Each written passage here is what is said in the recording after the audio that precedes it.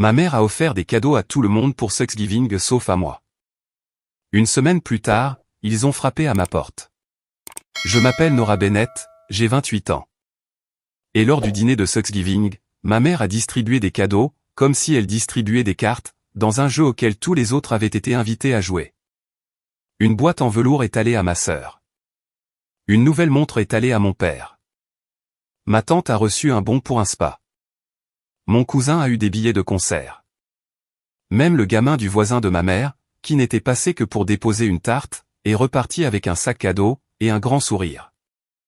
Puis, ma mère a regardé droit devant elle en m'ignorant, a tendu le bras pour attraper la sauce, et a dit, comme si elle commentait la météo, « Oh, s'il te plaît, sois déjà reconnaissante de pouvoir t'asseoir ici. » Ma tante a ri, avant même que quiconque ne le fasse, et a ajouté, « Sois heureuse que nous nous souvenions encore de ton prénom. » Cela a fait exploser la pièce.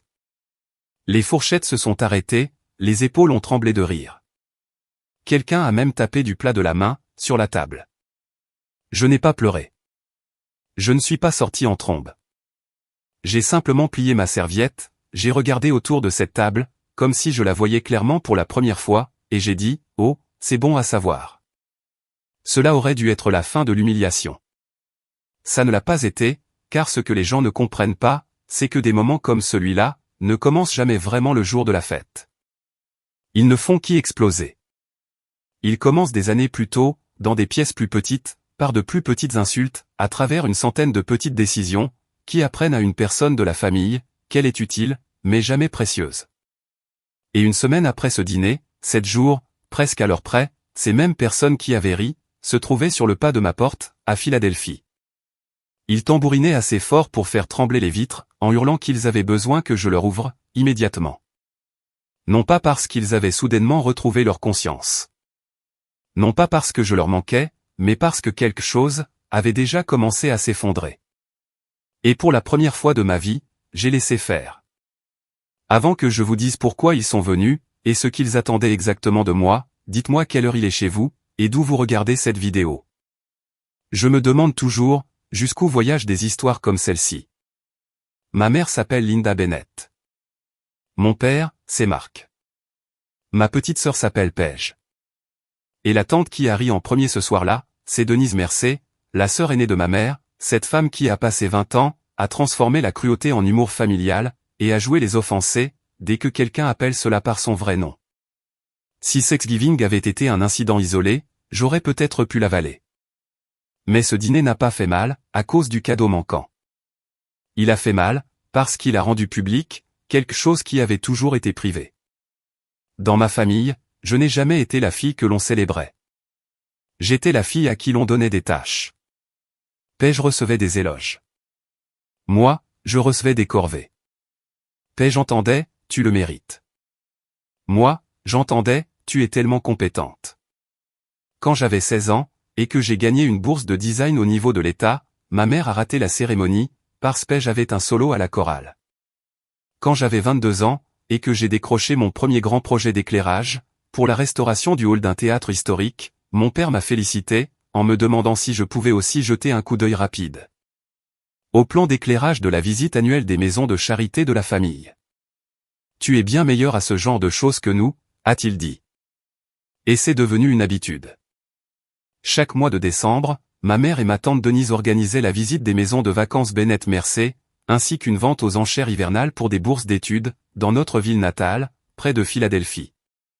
Un événement prestigieux, que les habitants aimaient appeler, une tradition familiale. Ce qu'elle ne disait jamais tout haut, c'est que c'était moi, qui donnais à tout ça une allure aussi impeccable. J'ai créé le site web pour les donateurs. J'ai rédigé les dossiers de sponsoring. J'ai éclairé les maisons d'exposition. J'ai conçu le graphisme de l'événement.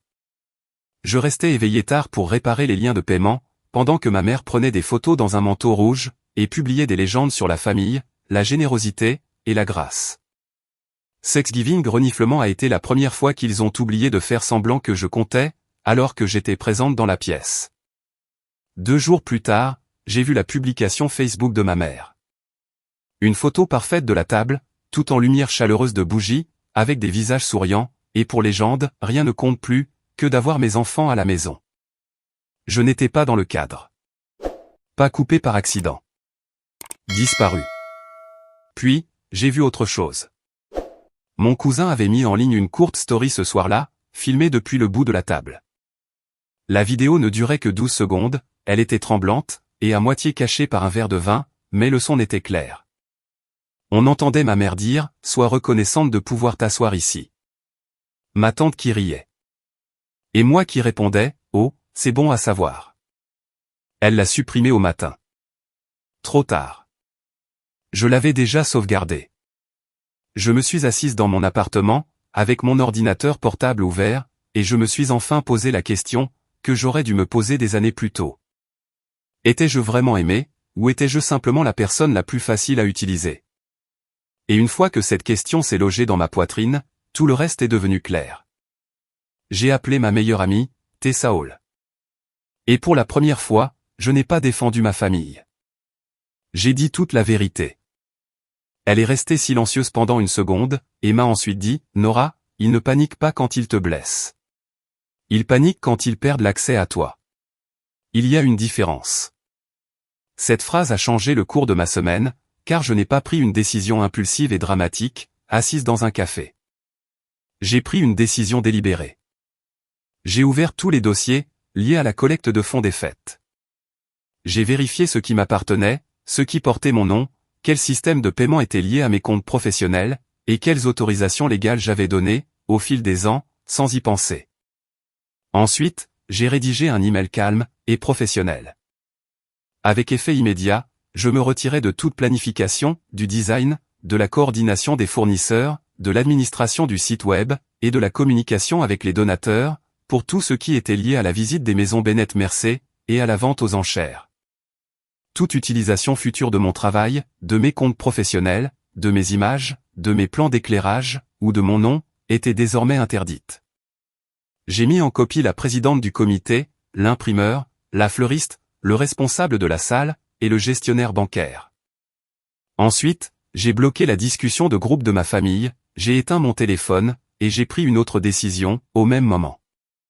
Je ne rentrerai pas pour Noël. Avez-vous déjà passé des années, à essayer de gagner la tendresse de personnes, qui n'ont jamais récompensé que votre utilité? Parce qu'une fois que vous voyez ce schéma, il est presque impossible de ne plus le voir. La première personne à répondre n'a pas été ma mère. Ce fut Paige. Bien sûr que c'était Paige, car Paige avait été entraînée toute sa vie, à être le visage doux, de tout ce que ma mère désirait. Son texto est arrivé 8 minutes, après l'envoi de mon email. Nora, qu'est-ce que tu fais?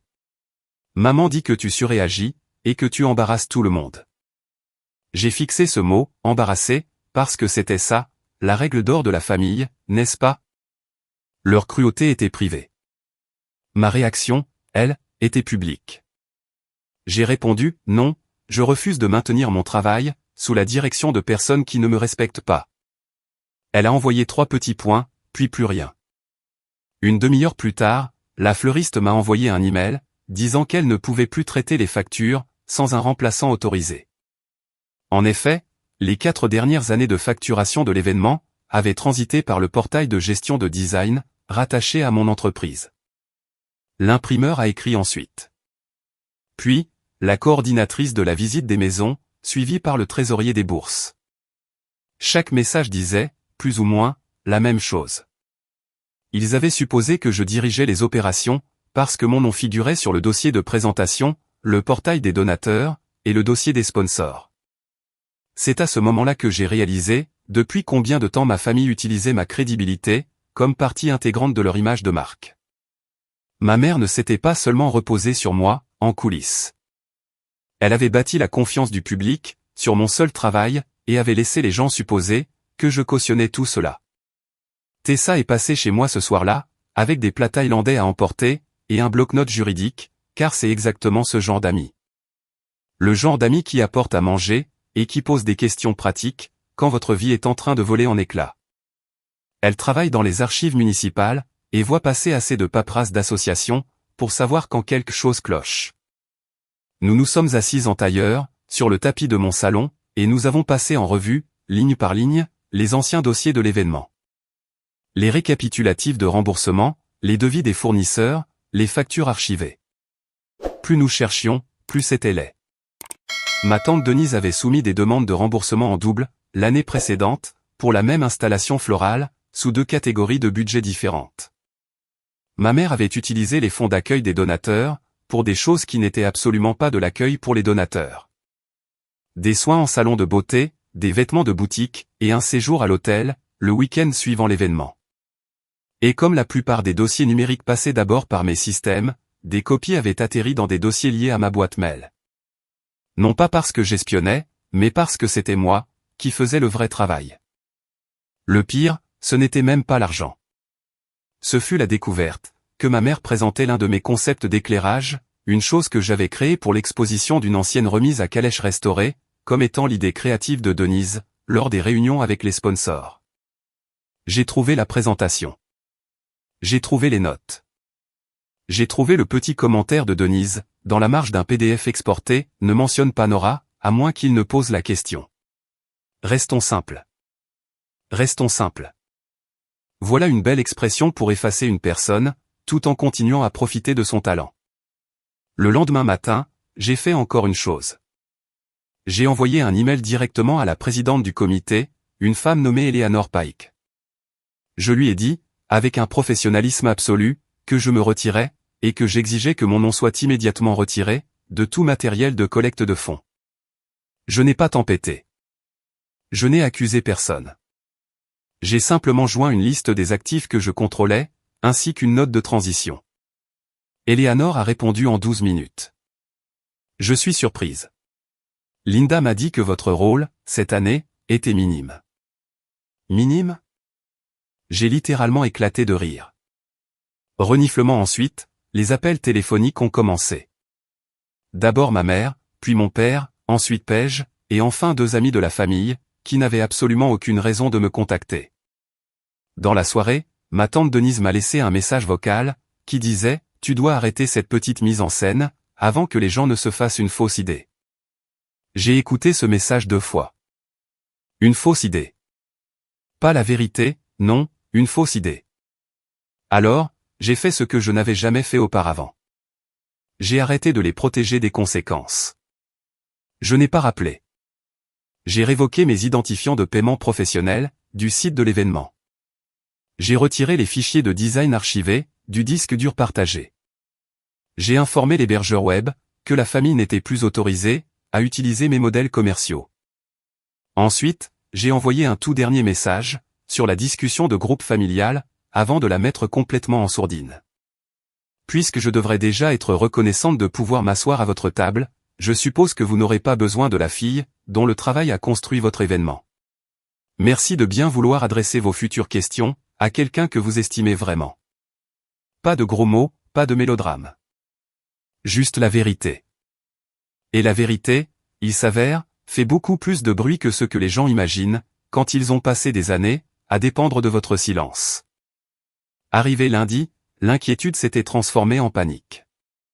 Ma mère m'a envoyé 6 textos, avant 9 heures du matin. Le premier disait, « Appelle-moi.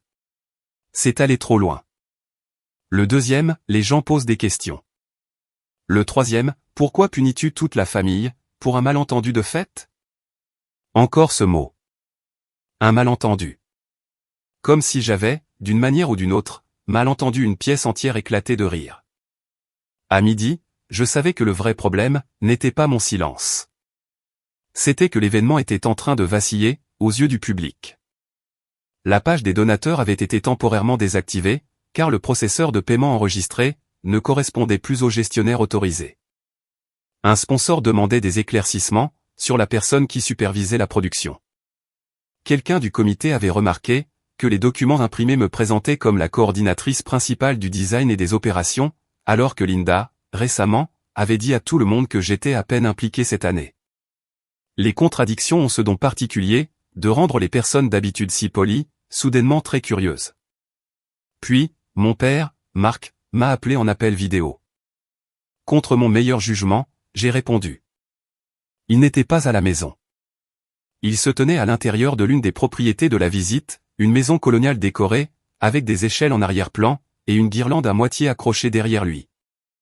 Son visage avait l'air fatigué, mais pas désolé. Nora, a-t-il dit, comme s'il essayait de paraître doux et raisonnable. Ta mère est hors d'elle. Nous devons régler ça, discrètement. Discrètement. C'était encore là. Pas de façon juste. Mais, discrètement. Je lui ai posé une seule question. Est-ce que quelqu'un s'est excusé pour Thanksgiving? Il a cligné des yeux. Derrière lui, je pouvais entendre la voix de ma tante Denise, en train d'aboyer sur quelqu'un à propos de centre de table. Mon père a baissé les yeux et a dit, ce n'est pas le sujet pour l'instant. J'ai presque admiré l'honnêteté de cette réponse. Ce n'était pas le sujet, pour l'instant. Leur collecte de fonds, c'était ça le sujet. Leur réputation. Leur image. J'ai répondu, alors, je ne suis pas le sujet non plus. Pas pour aucun d'entre vous. Il a commencé à argumenter, mais j'ai raccroché. Ce soir-là, la vidéo de Thanksgiving que j'avais sauvegardée, s'est répandue, sans que je lève le petit doigt. Je ne l'ai pas publiée. Je ne l'ai pas envoyée. Mais les petites villes ont une drôle de façon, de transformer les choses supprimées en choses qui circulent. Surtout quand les gens qui y vivent, passent toute l'année à se vendre comme des piliers de la communauté, chaleureux, généreux, et guidés par la foi. Arrivé au mardi, Tessa m'a envoyé des captures d'écran, de commentaires Facebook locaux, postés sous la promo de l'événement de ma mère. Quelqu'un n'a-t-il pas dit que Linda avait exclu sa propre fille à Thanksgiving? Est-ce que la famille a un problème? Qui gère l'argent des bourses? Ma mère a réagi, de la façon dont elle réagissait toujours quand le contrôle lui échappait. Elle a commencé à dire aux proches, que j'étais stressé, épuisé, que je n'étais pas moi-même, et que je traversais une mauvaise passe. C'était une tactique tellement familière, que je me suis presque senti gêné d'y avoir déjà cru, par le passé. Vous n'avez pas besoin de traiter une femme de folle, de but en blanc, si vous pouvez simplement suggérer, qu'elle est suffisamment instable émotionnellement, pour que personne ne doive se fier à sa version des faits. Paige m'a envoyé un texto tard dans la nuit. Maman pleure toute la journée. Tante Denise dit que tu essaies de détruire la famille. J'ai tapé en retour, non, je refuse de continuer à tout faire tenir ensemble, pour des gens qui ne me remarquent que lorsque quelque chose se casse. Elle n'a pas répondu pendant des heures.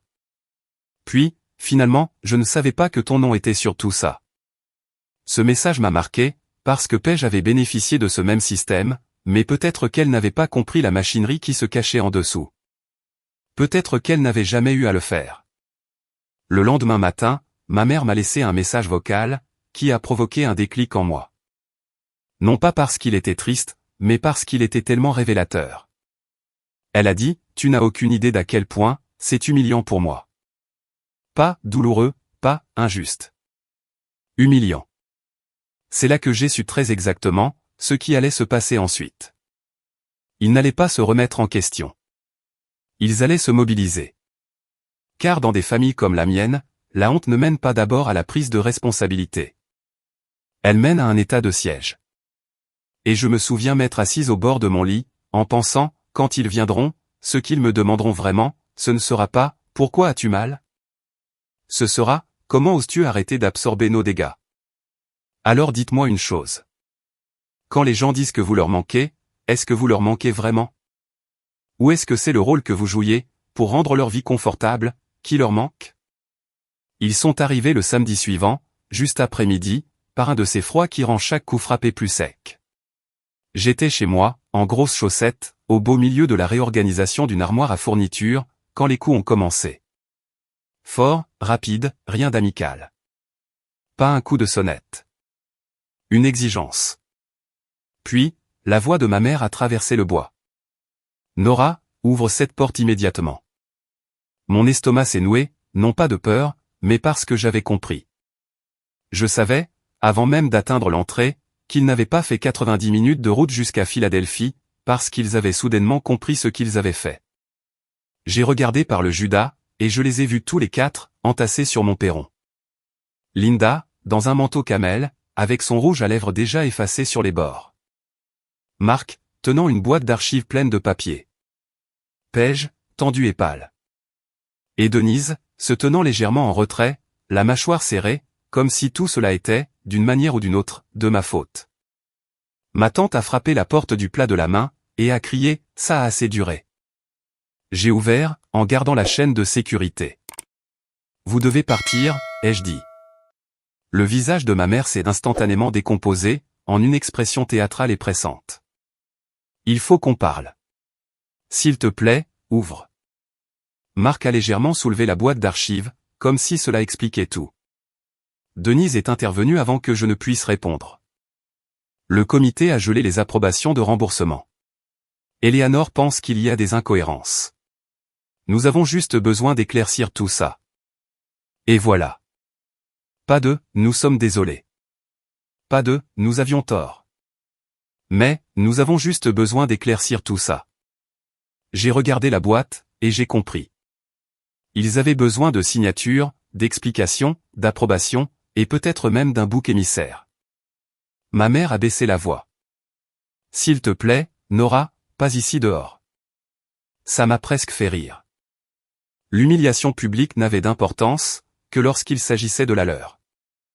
J'ai décroché la chaîne, et je les ai laissés entrer dans le couloir étroit de ma maison mitoyenne, mais je ne les ai pas invités à s'asseoir, comme on le ferait pour des invités. Je suis resté debout. Ils ont rempli la pièce d'air froid, de parfums hors de prix, et de cette vieille certitude que je finirais par faire ce qu'il fallait, pour restaurer le confort de la famille. Denise a été la première à parler, une fois la porte refermée. Ton petit numéro ridicule avec tes limites, a déjà fait du tort à la vente aux enchères. Les donateurs sont nerveux. Le comité est suspicieux. Et les gens jasent, à cause de cette vidéo stupide. J'ai croisé les bras. C'est intéressant que tu considères ma limite comme étant le problème, et non ce qui a été réellement dit. Ma mère s'est avancée vers moi. Je plaisantais. Non, ai-je dit, tu disais la vérité, et en public. Paige a tressailli.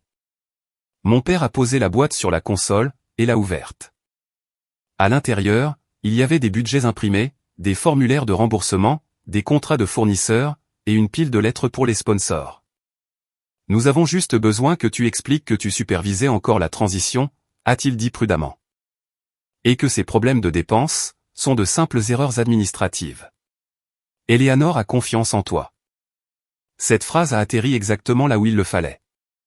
Eleanor a confiance en toi. Pas en nous. En toi. Il y avait là, tout le système de notre famille résumé en une seule phrase. Ils étaient finalement venus frapper à ma porte, non pas parce qu'ils avaient retrouvé leur cœur, mais parce qu'ils n'avaient plus de main propre à emprunter. Ma mère a réessayé, plus doucement cette fois, les larmes montant aux yeux au moment parfait. S'il te plaît, ne nous fais pas ça, juste avant Noël. Je les ai regardés, je les ai tous vraiment regardés, et j'ai senti quelque chose s'installer en moi, avec un calme surprenant. Pendant des années, j'avais confondu l'instant précédant la confrontation avec de la faiblesse. Tout simplement parce que mon corps se mettait à trembler. Mais parfois, votre corps tremble parce qu'il sait qu'une porte est enfin en train de se refermer derrière vous. J'ai dit, vous n'êtes pas venu ici pour parler de Thanksgiving. Vous êtes venu ici, parce que votre événement est en train de s'effondrer, et que vous voulez que je rampe à nouveau dessous, pour en soutenir le plancher. Denise a explosé, pour l'amour de Dieu, arrête d'être aussi dramatique. J'ai répondu, non. C'est toi qui vas arrêter de prétendre que c'est de l'amour. Et c'est à cet instant précis que la pièce a changé. Parce que, tout d'un coup, ils ont compris que je n'allais plus rendre les choses faciles, privées ou gratuites pour eux. Ma mère s'est assise sans y être invitée, une main pressée sur sa poitrine, comme si c'était elle qui avait été blessée. Mon père est resté debout, près de la paperasse. Paige rôdait près de l'embrasure de la porte, entre le couloir et le salon. Denise ne s'est pas assise du tout. Elle faisait les 100 pas, ce que font généralement les gens, lorsqu'ils savent que les faits ne sont pas de leur côté, et qu'ils espèrent que le mouvement ressemblera à de la confiance en soi. Marc a glissé 3 formulaires vers moi. Si tu signes ça, a-t-il dit, nous pourrons vérifier les approbations des fournisseurs, et lever le blocage. Ensuite, nous pourrons régler les affaires de famille, séparément. Je l'ai fixé pendant une longue seconde. C'était ça la ligne de conduite, n'est-ce pas? Répare le désordre public en premier, et gère tes sentiments plus tard. J'ai repoussé les papiers, sans y toucher. Non. La voix de ma mère est devenue tranchante immédiatement. Nora, tu ne vas pas faire exploser un fonds de bourse d'études, parce que tu es vexé à cause d'une blague. J'ai plongé mon regard dans le sien. Je ne fais rien exploser du tout. Je me suis éloigné de quelque chose qui est bâti sur des mensonges. Denise a poussé un rire dur. Des mensonges? Ne te flatte pas. Tu aidais la famille, comme tout le monde. Je me suis tourné vers elle. Devrais-je commencer par les remboursements floraux en double de l'année dernière, ou par les frais d'accueil des donateurs, qui ont payé ton hôtel et ton week-end au spa? La pièce est devenue d'un silence de mort. Paige a regardé Denise si vite, que j'ai entendu sa boucle d'oreille claquer contre le col de son manteau. Le visage de ma tante reniflement a littéralement perdu toutes ses couleurs. Mon père a marmonné, Nora. Mais je n'avais pas fini. Je suis allé à mon bureau, j'ai sorti un dossier, et j'ai posé des copies sur la table basse. J'ai les factures. J'ai les historiques de paiement. J'ai la trace des exportations du système d'administration, liées à mon adresse email professionnelle. J'ai aussi la présentation pour les sponsors, où l'un de mes designs a été présenté comme étant le concept de Denise, avec une note disant de ne pas me mentionner, à moins que quelqu'un ne le demande. Ma mère s'est alors levée, furieuse. Tu as fouillé dans les dossiers de la famille. Non, ai-je dit d'une voix neutre. J'ai travaillé. C'est comme ça que je les ai trouvés. C'est la partie que vous continuez tous d'oublier. C'est moi, qui faisais le vrai travail. Paige a fait un pas vers la table, lisant la page du dessus, les lèvres entr'ouvertes. Maman, a-t-il dit doucement. Ma mère ne l'a pas regardé. Denise a récupéré en premier, comme le font les petites brutes quand elles sont coincées. Elles essaient le mépris. Tout le monde jongle avec les dépenses. C'est comme ça que fonctionnent les événements. Pas les événements caritatifs pour des bourses d'études, ai-je répondu, et pas sous mon nom. Mon père s'est frotté le front. Rien de criminel ne s'est produit. Je l'ai regardé, et j'ai dit ce que je retenais, depuis notre appel vidéo. Tu savais. Son silence a répondu, avant même que sa bouche ne puisse le faire. Ma mère a répliqué sèchement, Marc savait seulement, qu'il y avait quelques remboursements un peu brouillons. Paige regardait ses parents l'un après l'autre, stupéfaite. Tu m'avais dit, que Nora n'avait presque rien à voir avec l'événement de cette année. Ma mère l'a enfin regardé, et dans ce regard, j'ai vu toute la structure de notre famille. Des mensonges arrangés par commodité, et défendus par celui qui en profitait le plus. Denise m'a pointé du doigt. Tu essaies de ruiner ta propre mère, pour une simple histoire de paperasse. J'ai ri une seule fois, sans aucun humour. Non, je refuse de sauver une femme qui a ri, quand j'ai été humilié, et qui a ensuite continué à utiliser mon nom, pour se donner l'air respectable. Les yeux de ma mère se sont remplis de larmes, mais cette fois-ci, les larmes semblaient moins travaillées, et beaucoup plus furieuses. Après tout ce que j'ai fait pour toi. Cette phrase, les jeux interrompus, c'est exactement la raison pour laquelle nous sommes ici. Avec toi, tout est une dette. Les repas sont une dette. L'aide est une dette. L'amour est une dette. Et chaque fois que je demande un simple respect de base, tu m'envoies la facture. Denise a tenté une dernière approche, la plus ignoble, et la plus vraie. Les gens font des dons, parce que cela ressemble à une bonne famille. Parce que ta mère est chaleureuse, et que Paige est charmante. Et toi? Elle a de nouveau pointé un doigt vers moi. Tu as l'air sérieuse, et compétente. Tu donnes confiance aux gens. Nous avions besoin que tu fasses comme si, tu faisais partie de la famille. Paige a pris une inspiration brusque. Ma mère a lâché, Denise. Mais c'était trop tard. C'était là, mis à nu. Pas une fille. Un atout, une question d'image, une caution de crédibilité. Je me suis senti étrangement calme. Merci, ai-je dit. C'est la chose la plus honnête, que quelqu'un de cette famille m'ait dite depuis des années. Je leur ai alors annoncé, ce que j'avais fait avant leur arrivée. J'avais déjà envoyé à Eleanor Pike, une note officielle, pour me retirer de toute implication. J'avais également transmis suffisamment de documents, pour justifier un examen indépendant des comptes de l'événement, précisément pour me protéger de toute responsabilité légale. Je n'avais accusé personne de crime. J'avais simplement documenté des irrégularités, et retiré mon consentement, pour l'utilisation future de mon travail, et de mon nom. Ma mère m'a fixé, comme si elle ne m'avait jamais vu de sa vie. Comment as-tu pu faire ça, à ta propre famille, a-t-elle murmuré. J'ai répondu, comment avez-vous pu tous construire cela sur mon dos, et rire encore, quand je n'ai rien reçu à votre table? Mon père s'est finalement effondré, sur le bord de la chaise près de la console, et a dit très doucement, j'aurais dû arrêter tout ça, il y a des années. Cela aurait pu m'émouvoir, si ça n'était pas arrivé, après l'échec de leurs histoires de paperasse. Paige s'est mise à pleurer à ce moment-là. Pas fort, pas de façon dramatique, juste les pleurs stupéfaits de quelqu'un, qui réalise que l'histoire familiale dans laquelle elle vivait, n'était pas la vérité. Elle m'a regardé et a dit, je ne savais pas. Je croyais cette partie-là, mais l'innocence et le fait d'en tirer profit, ce n'est pas la même chose. Je lui ai répondu, tu n'as pas posé la question. Puis, j'ai ouvert ma porte d'entrée, et j'ai prononcé la phrase que j'avais répétée dans ma tête toute la semaine, sans le savoir. Vous n'avez pas le droit d'appeler ça de l'amour, quand ce que vous voulez vraiment dire, c'est de l'accès. Prenez vos papiers, et partez. Ma mère n'a pas bougé au début. Denise l'a fait, en marmonnant que j'étais vindicative. Mon père a rassemblé les formulaires, avec des mains tremblantes. Paige a été la dernière à sortir. Sur le pas de la porte, elle s'est retournée, comme si elle voulait que je lui dise, que tout cela pouvait encore s'arranger avant Noël. Je ne l'ai pas fait. Certaines choses ne doivent pas être réparées à la hâte. Certaines choses doivent enfin être autorisées à se briser. Les retombées ont été plus rapides, que ce qu'ils attendaient tous. Et ça, c'est la partie que les gens issus de « bonne famille » ne comprennent jamais. Une fois que l'image est la seule chose qui a maintenu l'ensemble, la vérité n'a pas besoin de hurler pour faire des dégâts. Elle a juste besoin d'être présente. Eleanor Pike a fait exactement ce que font les gens compétents, lorsque quelqu'un se retire pour des questions de responsabilité.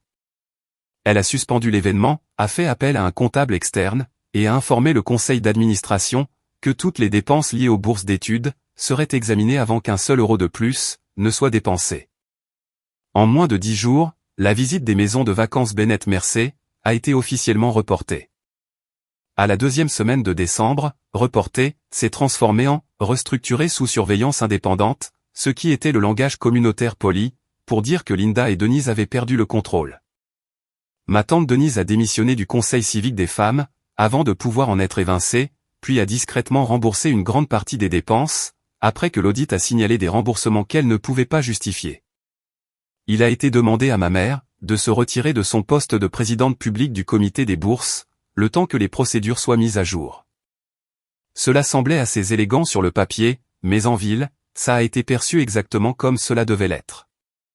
La photo pour la carte de Noël n'a jamais eu lieu, cette année-là.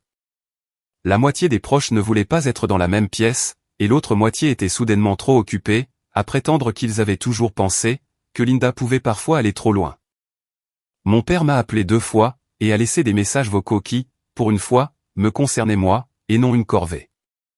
Il a admis qu'il avait laissé ma mère et Denise m'utiliser, car c'était plus facile que de les affronter, et parce que quelque part en chemin, il avait commencé à confondre la paix avec le silence. Je n'ai pas rappelé tout de suite. Les excuses qui n'arrivent qu'après un effondrement public, ne sont pas sans valeur, mais elles ne suffisent pas à elles seules, non plus. Paige m'a demandé de la voir pour prendre un café, quelques jours avant Noël. J'ai failli dire non. Puis, je me suis souvenu que, contrairement aux autres, elle avait au moins eu l'air choquée par la vérité, au lieu d'en être offensée. Alors, je l'ai rejointe dans une petite boulangerie de la vieille ville. Elle est arrivée sans maquillage, sans excuses, et sans le scénario habituel de la famille Bennett. Elle m'a dit qu'elle avait passé toute sa vie, à supposer que la version que notre mère avait de nous, était la réalité. Que j'étais indépendante, difficile à cerner, que j'allais bien. Que c'était elle, qui avait besoin d'une attention particulière. Que l'événement familial, c'était le truc de maman, avec un peu de mon aide. Elle m'a dit, je pensais que le favoritisme, c'était d'être aimé davantage. Je ne réalisais pas que cela impliquait aussi, de te faire porter des choses, que je n'ai jamais eu à remarquer. Ce furent les premières excuses dans tout ce désordre, qui ne ressemblait pas à de l'autodéfense. Je lui ai dit que je n'étais pas prête, à reconstruire une relation de sœur, du jour au lendemain. Elle a hoché la tête et a dit, je sais. Je ne voulais juste pas te laisser, avec uniquement leur version de moi, à toi aussi. Ça comptait. Parfois, la guérison n'est pas de grandes retrouvailles. Parfois, c'est juste une personne qui décide d'arrêter de mentir, sous prétexte que le mensonge lui profite. Au Nouvel An, j'avais refusé toutes les demandes, venant de ceux qui voulaient juste parler en famille. Il n'y a pas eu de scène de réconciliation finale de film, dans un salon à la lumière tamisée, pas de câlin de groupe, pas de miracle autour d'un rôti du dimanche, où tout le monde serait soudainement devenu émotionnellement intelligent. Ce qui s'est passé à la place a été plus petit, plus lent et plus honnête. J'ai passé Noël à Philadelphie avec Tessa et 3 amis du travail. Nous avons mangé des lasagnes dans des assiettes dépareillées, et nous avons ri si fort à minuit, que j'en avais mal au visage. Un membre du conseil d'administration du comité des bourses, quelqu'un qui avait vu mes notes de transition, et la façon dont j'avais géré ce gâchis, sans faire de théâtre en public, m'a recommandé pour un grand projet d'installation hivernale, dans un opéra restauré. J'ai obtenu le contrat en janvier. L'ironie de la situation ne m'a pas échappé. La famille qui m'avait traité, comme si je devais être reconnaissante d'avoir une chaise à leur table, a fini par perdre tout un empire local de prestige de fête, parce qu'ils n'ont pas su gérer une chose toute simple. Le respect de base. Des mois plus tard, ma mère m'a envoyé une lettre manuscrite, par la poste. Pas un texto, pas un message vocal, une vraie lettre. Elle disait que la solitude l'avait forcée à affronter ce que les applaudissements lui avaient fait, pendant des années. Elle a admis qu'elle avait plus aimé être admirée, qu'elle n'avait aimé être honnête. Elle n'a pas demandé pardon. Elle a dit qu'elle comprendrait, si je ne lui faisais plus jamais confiance de la même manière. C'était la première chose qu'elle m'ait jamais écrite, qui n'essayait pas d'acheter une fin rapide. Je n'ai toujours pas décidé quel rôle, s'il y en a un, elle aura dans ma vie. Les limites ne sont pas des fantasmes de vengeance. Elles sont l'entretien nécessaire, pour le respect de soi. Mais je ne vais pas mentir, les conséquences ont été satisfaisantes. Denise a perdu le siège au conseil, dont elle se vantait depuis une décennie. Ma mère a perdu l'image parfaite de la période des fêtes, qu'elle avait construite à mes dépens. Mon père a perdu l'illusion, que rester silencieux faisait de lui quelqu'un de gentil. Et Paige a perdu le confort de l'ignorance, ce qui a peut-être été pour elle, le début pour devenir une meilleure personne. Quant à moi, j'ai aussi perdu quelque chose. Le dernier espoir que, si je travaillais assez dur, je pourrais gagner la tendresse de gens, qui s'obstinaient à me comprendre de travers. Et cette perte, curieusement, m'a rendu ma propre vie. Alors, voici la leçon que j'ai tirée de tout ça. Être la personne fiable dans une famille brisée, peut sembler noble. Mais si votre amour n'est accueilli que lorsqu'il est accompagné de travail, vous n'êtes pas chéri. Vous êtes géré. Le jour où j'ai arrêté de confondre l'accès avec l'affection, tout a changé. Alors dites-moi honnêtement, si votre propre famille vous humiliait en public, et n'accourait que lorsqu'ils avaient besoin de votre nom, de votre travail, ou de votre crédibilité, leur ouvririez-vous la porte? Notre équipe travaille toujours avec acharnement, pour créer des histoires significatives et captivantes, qui résonnent avec nos spectateurs. Nous nous engageons à partager des histoires de fiction, conçues pour transmettre de précieuses leçons, des messages inspirants, et un contenu éducatif, d'une manière réfléchie et positive. Ce scénario porte un message éducatif important, sur le respect de soi, la conscience émotionnelle, et l'importance de fixer des limites saines. Il rappelle aux spectateurs que le véritable amour, et le soutien familial, ne devraient jamais s'accompagner d'humiliation, et que la croissance personnelle commence souvent, lorsque nous choisissons la dignité, la sagesse, et l'honnêteté.